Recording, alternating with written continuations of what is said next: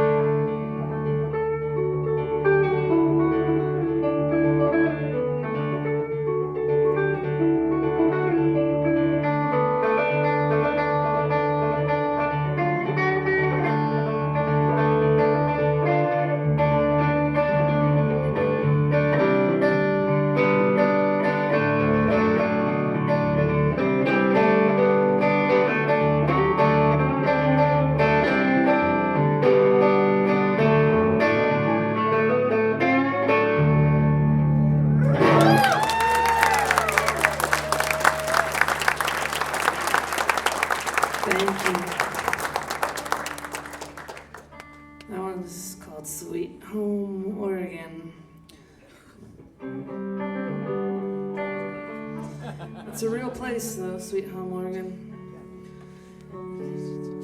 I'm gonna do one off a record that came out of songs that I was working on while we were locked in our houses, and it was COVID. This song is called The Crack, where the light gets in, and of course, that's a nod to Leonard Cohen and Rumi, but it's also a nod to the horizon, because the crack where the light gets in is the sunrise and the sunset and the promise that everything that comes around will go around.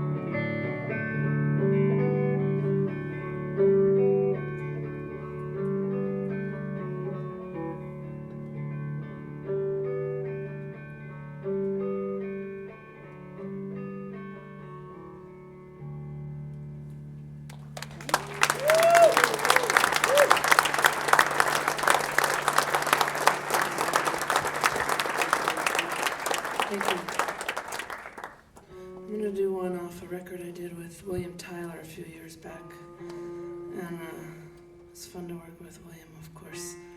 This song is called Hurricane Light, which it's what the sky looks like when there's going to be a massive storm, but also what the sky looks like when there's a big wildfire event. You know, it gets all weird and kind of pukey. That sky, you know what I'm talking about, it gets real low and oppressive. So the song is Hurricane Light, and it's, I don't know, kind of a song about apocalyptic climate change, if you will. It's also a tango, for those that want to take it, look the other way.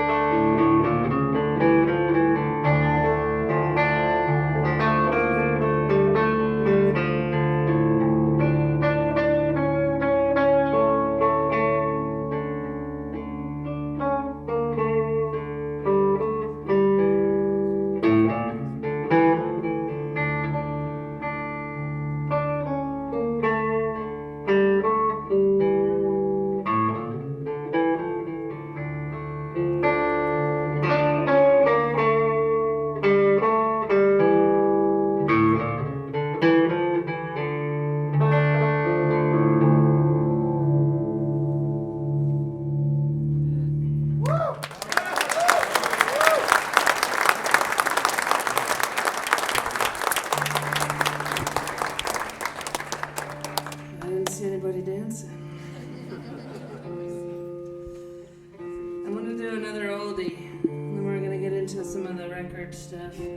This one is on a record that I put out in 2013 called Traditional and Public Domain Songs, which in many ways was the precursor to the record that came out this year. I don't think I could have made this record without having made that one. And Traditional and Public Domain Songs is just what the name says, right? Church and state. It's a song of, it's a record of, kind of out of the American songbook with a little bit of like European anti-fascism thrown in there. We're gonna do one, though. This is an old song, and you probably already know it. It's called Keep Your Lamps Trimmed and Burning, and it's been done 1,000 times by 1,000 great artists. And to me, keep your lamps trimmed and burning means shine your light so that others can see it, and look for the light in others so that we can recognize each other when we need to.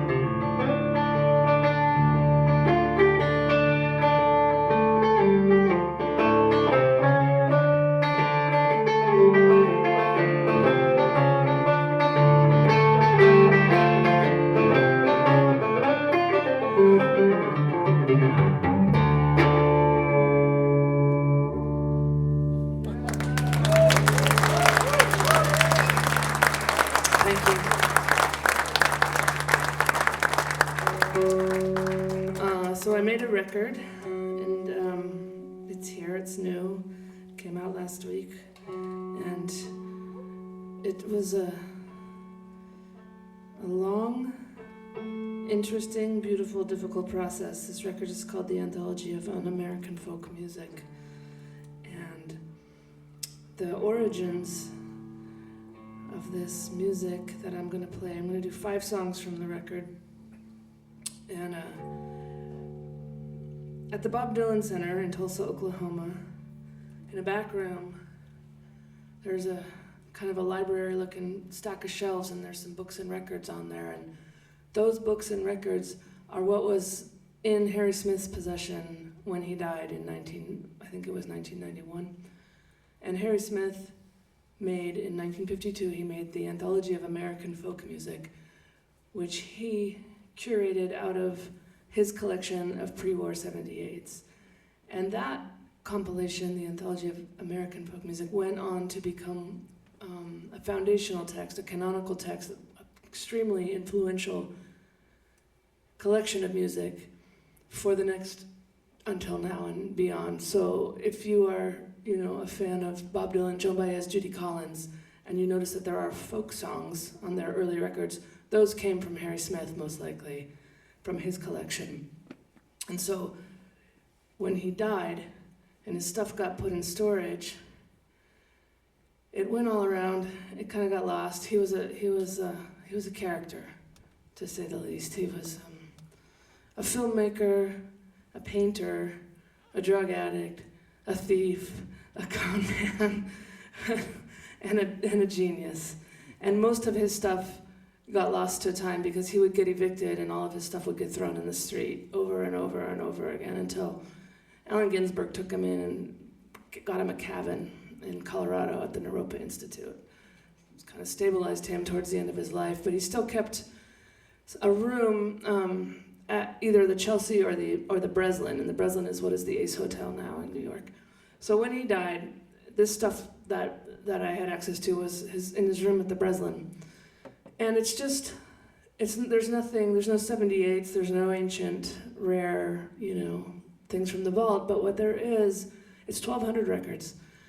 And a lot of them are, as I expected and as you would expect, American, like folk, blues, jazz, gospel, a large stack of Native American music, which I hope somebody does something with because it's quite a resource.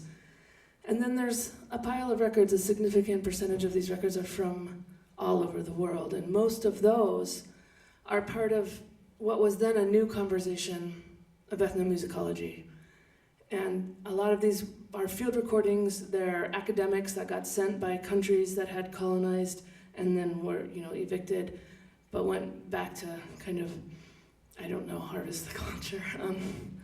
That's a lot of them. And then there's a significant chunk of Soviet records, which were the most unusual and beautiful records. And these are records that the Soviet Union had a project where they would go into the villages and record village songs and village music and village culture, and then they would turn the village into a factory town. And so these records were not intended for sale, and there's very little in terms of liner notes or anything. That's all in Cyrillic.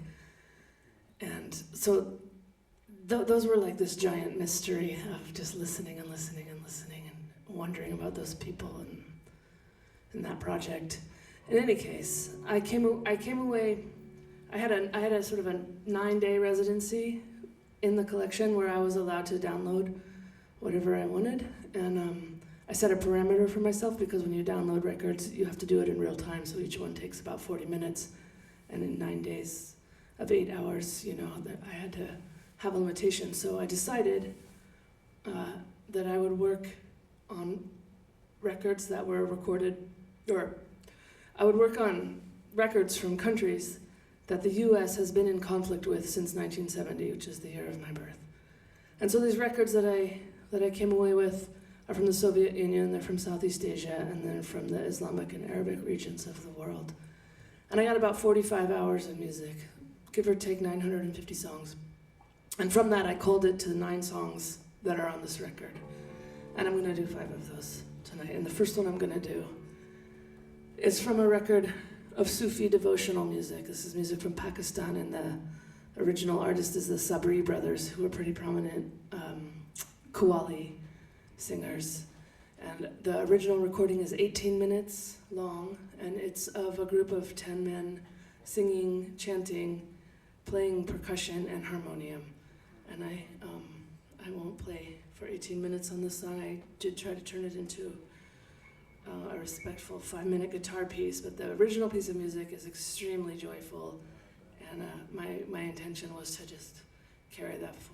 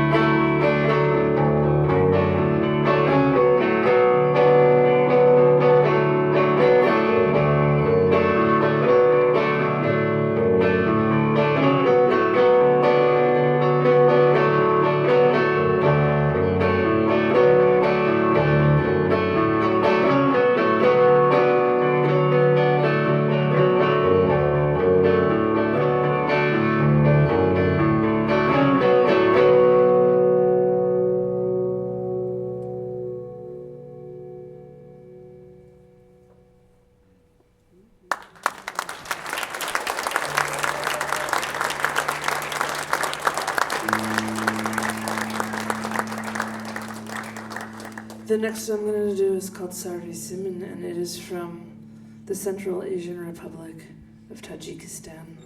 And this is one of those ones that I mentioned where it's on Melodia Records, the Soviet record label, so I don't have really any information about this song. But I do have a lot of curiosity and a wild imagination about what kind of people make music like this, because it's just so, I don't know, big and fierce.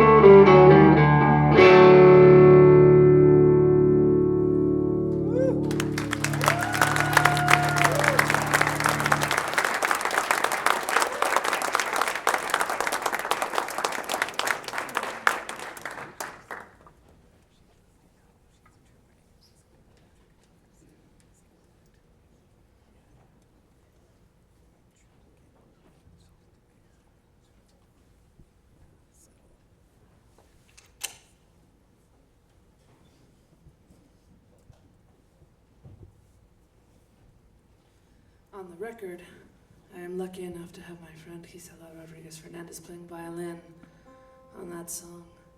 But I can't travel with her. She has a kid and a job, so. You guys don't get to see that gloriousness.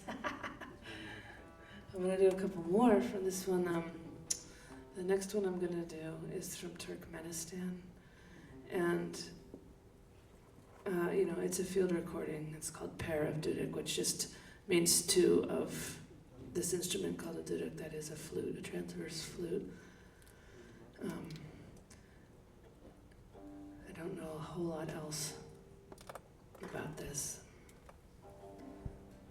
You always know the name of the person that recorded the music, but you often don't know the name of the person that made the music. That's how these liner notes work.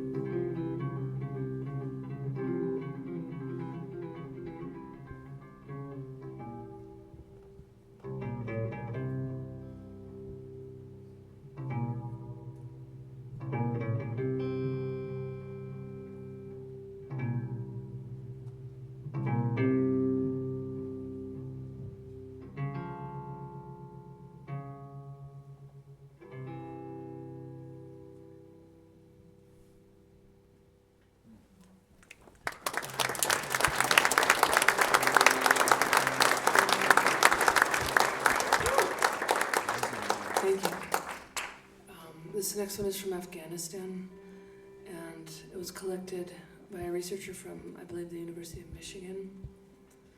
And this is some kind of medley of folk songs, maybe of Uzbek origin.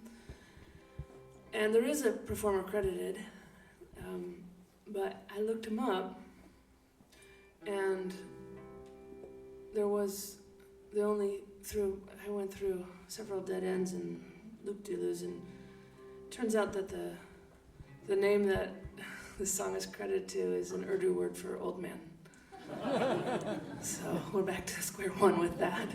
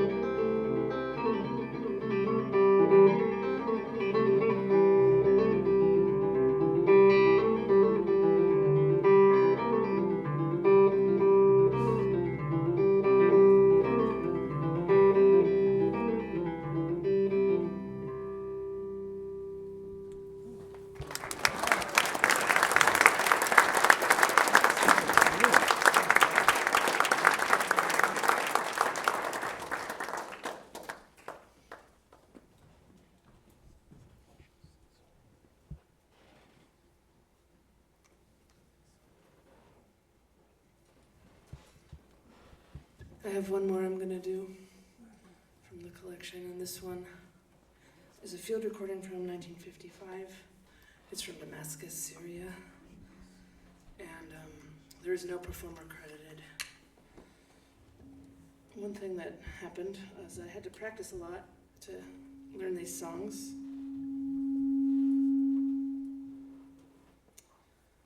And it might be that microphone? Yeah, thanks.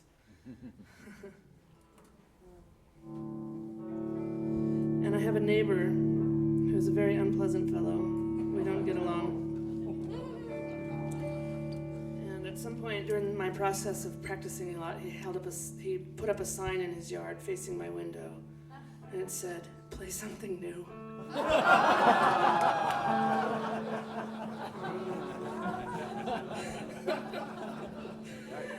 Yeah, he's lovely. I just figured that the universe has ways of keeping you humble, you know?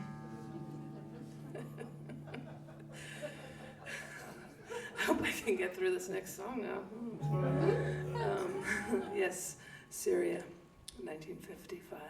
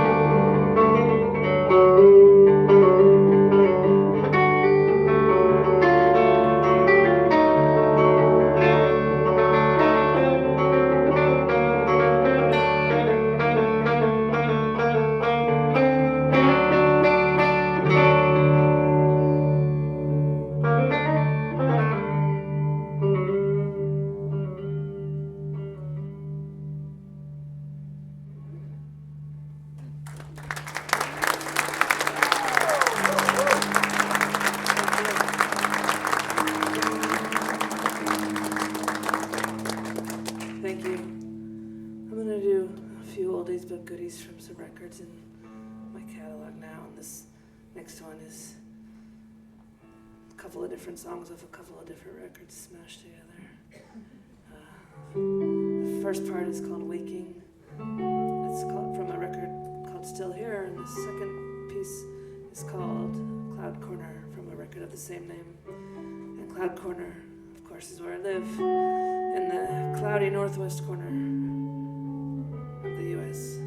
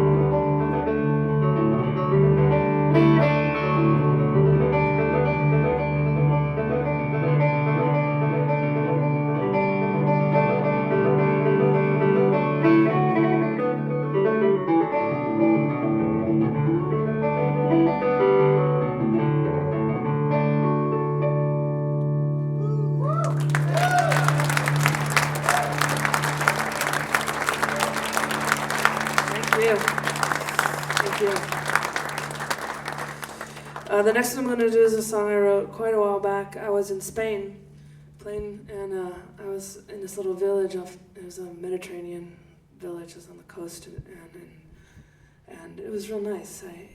I got there early, so I had the whole day, and I walked on the beach and drank some wine and ate some seafood, put my feet in the water. I was feeling pretty good. And I went into the village and I played my show, and afterwards this guy comes up to me. He's a British guy, but he lives there. I don't know where he is now because of Brexit, but he looks at me, he says, "How come you don't play any happy songs?" I looked at him.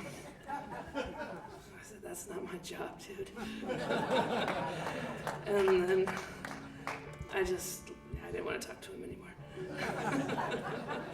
But then I got to thinking, and I was like, "Well, I don't ever want anyone to ask me that again, because I don't like that question." So there's only one way out. And so here's a happy song, if you need that. It can be any other colors of the rainbow if you're more complex than happy or sad for music. But just in case you were wondering about happiness, here it goes. And I'm not doing this for that guy, I'm doing it for me and for all of us.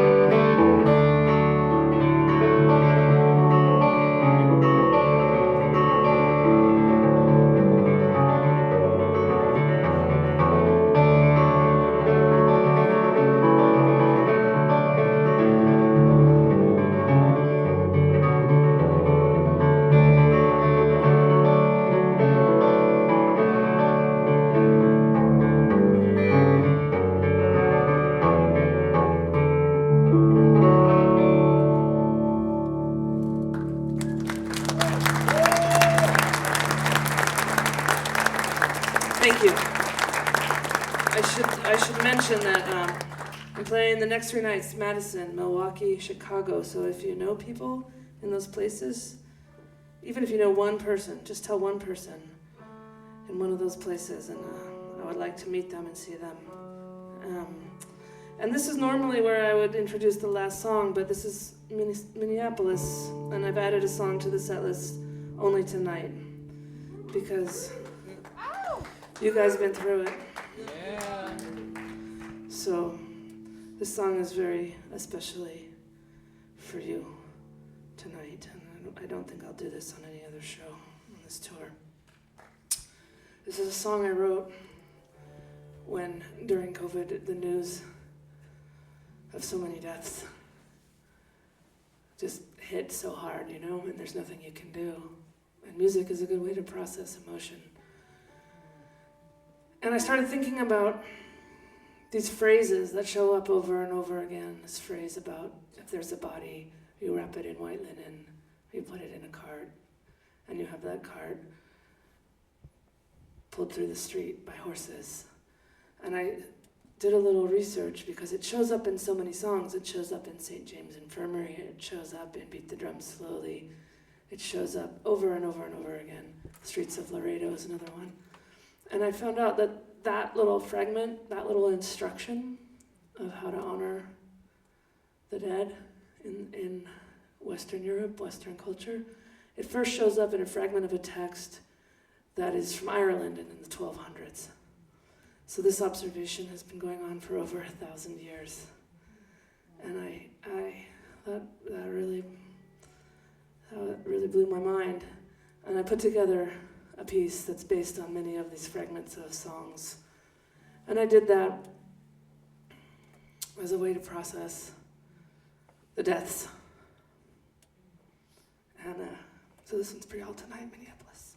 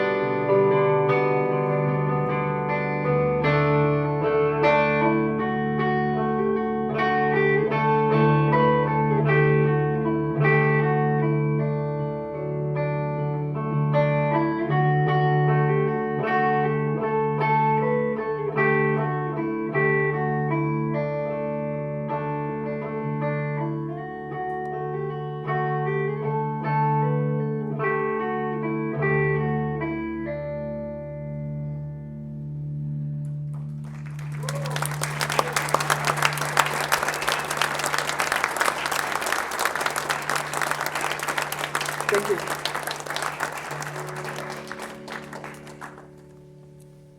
I'm going to do one more song. And this one is about a hummingbird that lives in my garden. And he is the boss of everything. And I love him. And I wrote this song for him. He doesn't know I exist.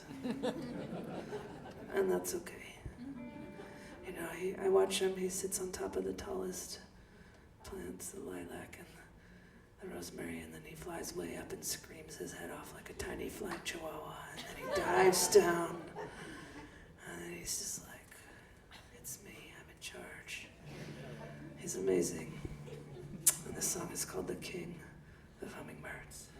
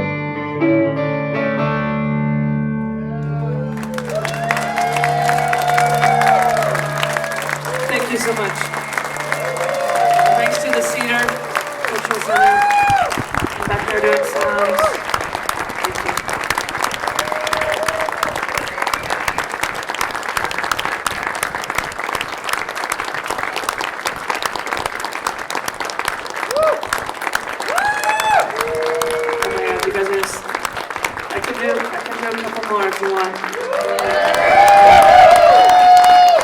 Thank you so much.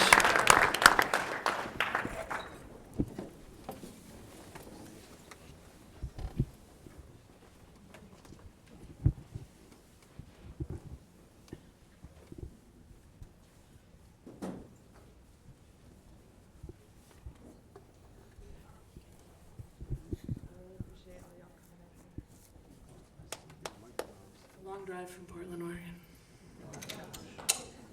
But a good one. Except for somewhere in North Dakota. It's already funny and you haven't even heard what I'm going to say. I had the unfortunate experience of spending a half an hour in the back of a cop car while my car got searched for drugs. And there was it was pretty irritating, but there was also some very humorous moments. A couple of those, let's see. At one point, the guy was asking me just stupid questions. And I was also trying to remember my password to get into Geico to show him my thing. And I was just like, dude, I can't show you my insurance if you're asking me these questions. And he was like, well, you don't have to take that tone with me. I was like, whatever, we're not friends. And then, I was sitting there in the front of the cop car, and they brought in another guy with a dog, and he's like doing the search or whatever. And he comes up to the window, and he's like, how you doing? And I looked at him, and I was like, I'm sitting in the front of a cop car. And he was like, oh, no, it's fine, you gotta worry when we put you in the back. And 5 minutes later, guess where I was? And the same guy, he starts talking to me. He's like, what are you doing? I'm like, I'm driving around the country, I'm playing music, blah, blah. He's like, are you on iTunes? I was like, this is not a social visit. I don't want to talk about it. Anyway, I got no ticket. I got no fine. I got no drugs. Yeah, they pulled me over for, because, after following me very closely for several miles, I did not have all four wheels in the lane when I turned my turn signal off, so be careful out there. Just turn signal violations. Luckily, I live to tell the tale, right?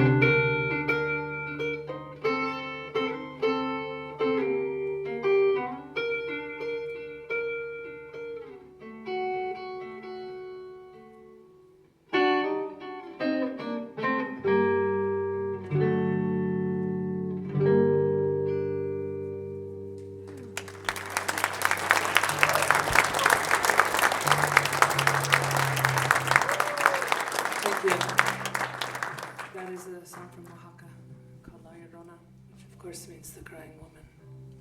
Last song I'm gonna do is for my sister who carries the weight. She carries the loads in our family. And there's some loads happening right now, so this is for any of y'all who are dealing with family things. Thank you so much for coming out and listening, and tell your friends in other places. I got records over there. Don't go to North Dakota. Or just be careful if you do.